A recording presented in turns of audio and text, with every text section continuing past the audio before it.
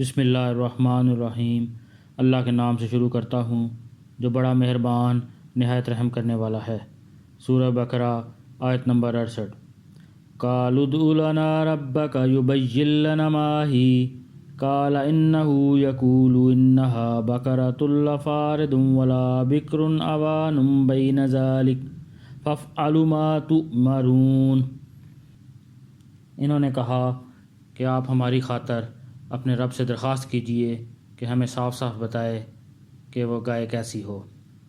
اس نے کہا اللہ فرماتا ہے کہ وہ ایسی گائے ہو کہ نہ بہت بوڑھی ہو نہ بالکل بچی، بلکہ ان دونوں کے بیچ بیچ میں ہو۔ پس اب جو حکم تمہیں دیا گیا ہے اس پر عمل کر لو۔ جب بنی اسرائیل نے سمجھ لیا کہ گائے کا ذبح کرنا مذاق نہیں بلکہ باقاعدہ حکم ہے تو انہوں نے حضرت موسیٰ علیہ السلام سے اس کے اوصاف دریافت کیے اور بار بار سوال کر کے وہ لوگ قیدیں بڑھاتے گئے، اور بالآخر یہ حکم ہوا کہ ایسی گائے ذبح کرو جو نہ بوڑھی ہو اور نہ بہت کم عمر بلکہ درمیانی عمر کی ہو۔